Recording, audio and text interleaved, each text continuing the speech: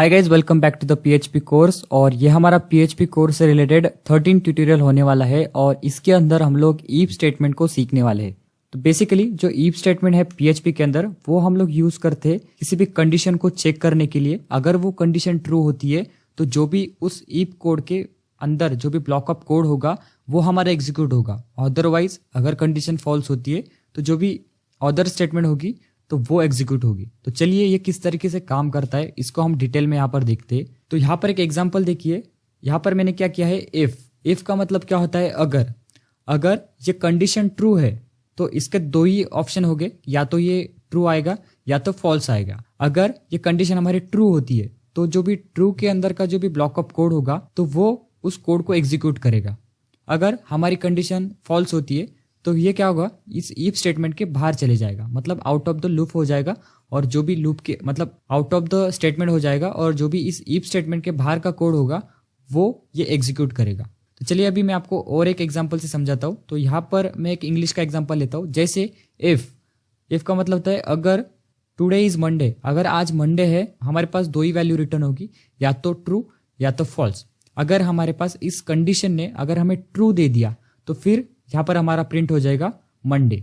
अगर हमें इसने फॉल्स दिया तो हमारा जो इफ स्टेटमेंट है वो आउट ऑफ द इफ हो जाएगा, मतलब वहां पर ये प्रिंट मंडे नहीं होगा।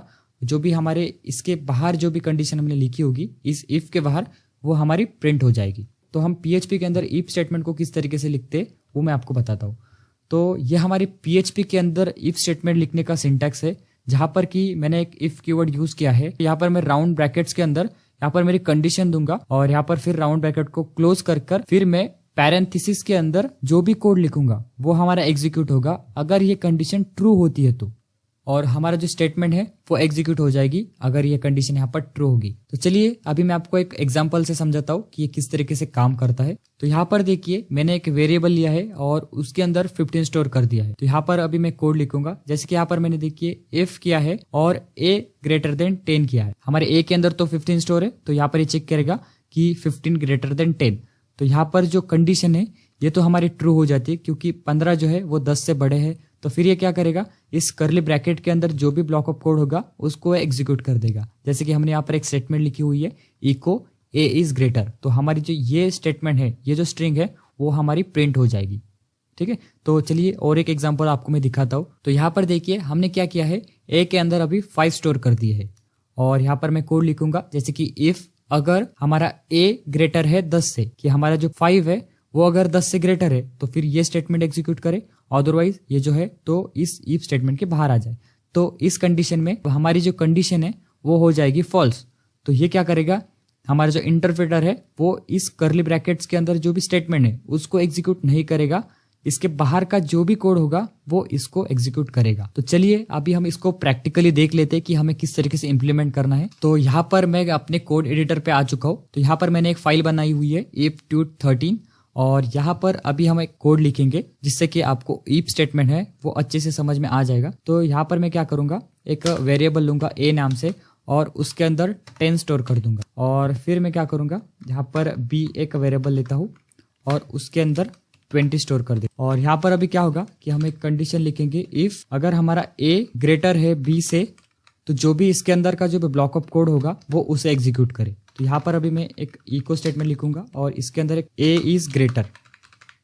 ठीक है, सो यहाँ पर अभी मैं इसको क्लोज करता हूँ और जैसे मैं इसे सेव करूंगा और अगर हम इसका आउटपुट देखें तो यहाँ पर देखिए हमारे पास कुछ भी रिजल्ट नहीं आ रहा है क्योंकि यहाँ पर जो कंडीशन है ये फॉल्स होती है क्योंकि जो है 10 20 से बड़े नहीं है, मतलब कि a के अंदर 10 है और b के अंदर 20 है तो a ग्रेटर देन b, तो ये कंडीशन हो जाती है फॉल्स और हमारा जो इफ है वो बाहर आ जाता है। अगर मैं यहाँ पर एक स्टेटमेंट लिखता हूँ और अगर मैं इसको प्रिंट करता हूँ तो यहाँ पर देखिए ये हमारी स्टेटमेंट प्रिंट हो रही है, ना कि ये, क्योंकि ये इसके अंदर ही नहीं जा रहा है क्योंकि ये कंडीशन फॉल्स है, इसलिए ये कोड के बाहर आकर इस स्टेटमेंट को प्रिंट कर रहा है।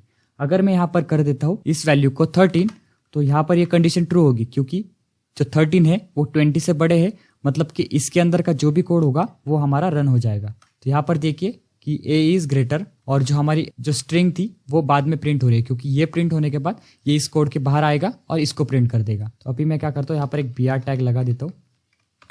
ठीक है, सो यहाँ पर देखिए सबसे पहले उसने उस ईफ के अंदर के कोड को एग्जीक्यूट किया, फिर उसको एग्जीक्यूट करने के बाद फिर जो हमारे ईफ के बाहर का जो कोड था उसको उसने एग्जीक्यूट किया कुछ इस तरीके से। ठीक है, तो हमारा जो ईफ स्टेटमेंट है वो कुछ इस तरीके से काम करता है। तो अभी मैं आपको एक और एग्जांपल से समझाता हूँ। यहाँ पर देखिए हम क्या करेंगे, अभी एक ग्रेटेस्ट नंबर का प्रोग्राम लिखेंगे। तो अभी मैंने एक ए वेरिएबल लिया है और उसके अंदर 1000 स्टोर किया है, और एक वेरिएबल लूंगा बी नाम से और उसके अंदर मैं 100 स्टोर कर दूंगा, और एक हम वेरिएबल लेंगे जो कि है सी और उसके अंदर हम स्टोर कर देंगे 10। ठीक है, तो अभी हमें इन तीनों वेरिएबल से एक ग्रेटेस्ट नंबर फाइंड करना है, तो वो हम किस तरीके से करेंगे। तो यहाँ पर देखिए मैं एक कंडीशन लिखूंगा, इफ अगर जो ए है वो ग्रेटर है बी से एंड ए ग्रेटर है सी से, तो ये जो है तो इस ब्लॉक ऑफ कोड के अंदर का जो भी कोड होगा वो उसे एग्जीक्यूट करे।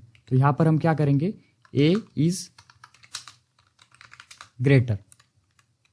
तो यहां पर देखिए ये जो कंडीशन है वो किस तरीके से काम कर रही है वो मैं आपको बताता हूं। तो यहां पर क्या करेगा, सबसे पहले ये चेक करेगा कि जो ए है वो ग्रेटर है कि नहीं बी से। तो ये इसने कंडीशन चेक की, अगर ये वहां पर ट्रू होती है फिर ये क्या करेगा, एन करेगा। मतलब हमने अभी तक लॉजिकल ऑपरेटर नहीं देखे हुए, तो अभी आपको ये ऑपरेटर समझ में नहीं आएगा। बेसिकली क्या करता है, ये दो कंडीशन अगर ट्रू होगी तो हमें ये ट्रू रिजल्ट देगा, अगर ये दोनों में से कोई एक फॉल्स होती है तो हमें ये फॉल्स रिजल्ट देता है। तो आने वाली वीडियो के अंदर हम इस ऑपरेटर के बारे में देखेंगे, तब आपको और समझ में आ जाएगा। तो यहाँ पर देखिए जो हमने सेकंड कंडीशन लिखी वो लिखी है कि ए ग्रेटर है सी से। यहाँ पर ये चेक करेगा कि ए ग्रेटर है कि नहीं सी से, मतलब कि जो 1000 है वो 10 से बड़े है कि नहीं। तो यहाँ पर इस सिचुएशन में दोनों कंडीशन ट्रू हो रही है, मतलब कि हमारा इस स्टेटमेंट को एग्जीक्यूट करेगा। और हम नीचे एक और कंडीशन लिख लेते कि जैसे कि if be greater than A, and यहाँ पर मैं फिर से लॉजिकल ऑपरेटर दूंगा और यहाँ पर मैं चेक करूंगा कि बी ग्रेटर देन सी। तो यहाँ पर ये कंडीशन किस तरीके से काम कर रही है। तो यहाँ पर ये क्या करेगा, सबसे पहले चेक करेगा कि बी ए से ग्रेटर है कि नहीं, एंड जो लॉजिकल ऑपरेटर का यूज किया है फिर इसको कंसिडर करते हुए आगे जाएगा, फिर करेगा बी ग्रेटर है कि नहीं सी से। तो यहाँ पर इस सिचुएशन में देखिए कि बी है वो ए से तो ग्रेटर नहीं है, तो ये तो कंडीशन फॉल्स हो जाएगी, आगे की चेक ही नहीं करेगा, क्योंकि अगर ये स्टार्टिंग में ही कंडीशन अगर फॉल्स हो जाती है तो फिर आगे वाली कंडीशन चेक नहीं करती। कंडीशन अगर ट्रू होती है तो फिर हमारे इस लॉजिकल ऑपरेटर के थ्रू ये आगे वाली कंडीशन को चेक करेगा, be greater than C.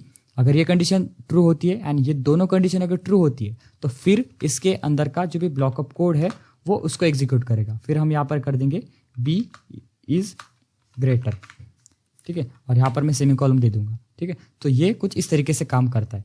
And हम सी के लिए भी लिख लेते, जैसे कि यहाँ पर मैं करूँगा सी ग्रेटर देन ए, एंड यहाँ पर मैं एंड लॉजिकल ऑपरेटर का यूज़ करते हुए करूँगा सी ग्रेटर देन बी। तो यहाँ पर भी ये इसी तरीके से काम करेगा, और अगर ये कंडीशन हमारे ट्रू होती है तो फिर ये प्रिंट कर देगा सी इज ग्रेटर।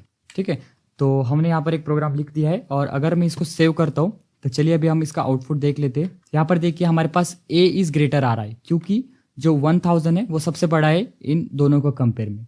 तो यहाँ पर देखिए काम किस तरीके से कर रहा है, मैं आपको एक और बार बता देता हूँ। जैसे कि ये चेक करेगा सबसे पहले कि ए ग्रेटर है बी के साथ, मतलब कि यहाँ पर चेक करेगा कि जो 1000 है वो 100 से बड़े है कि नहीं। तो यहाँ पर ये कंडीशन तो हो जाती है हमारी ट्रू, क्योंकि ए के अंदर 1000 है और बी के अंदर है 100, तो मतलब कि 1000 तो 100 से बड़े है। तो ये कंडीशन ट्रू होने के बाद इस लॉजिकल ऑपरेट से हम आगे जाएंगे और फिर यहाँ पर ये चेक करेगा कि ए ग्रेटर है कि नहीं सी से। तो यहाँ पर जो 1000 है वो 10 से बड़े है कि नहीं, तो इस कंडीशन में भी ये कंडीशन हमारी ट्रू हो जाती है। तो फिर ये क्या करेगा, आगे चेक ही नहीं करेगा, सीधे इस ब्लॉक ऑफ कोड के अंदर आएगा और इको इस ग्रेटर को प्रिंट कर देगा। तो जो हमारा आउटपुट आ रहा है वो एकदम करेक्ट आ रहा है, क्योंकि ए इज ग्रेटर है। इन दोनों वैल्यू से जो हमारे ए के अंदर की वैल्यू है वो ग्रेटर है। तो कुछ इस तरीके से हमारा इफ स्टेटमेंट काम करता है, और आने वाली वीडियो के अंदर जब हम लॉजिकल ऑपरेटर देखेंगे तब आपको और अच्छे से ये समझ में आ जाएगा। आई होप कि आपको जो इफ स्टेटमेंट है वो अच्छे से समझ में आ गया होगा। सो मिलते हैं नेक्स्ट वीडियो के अंदर।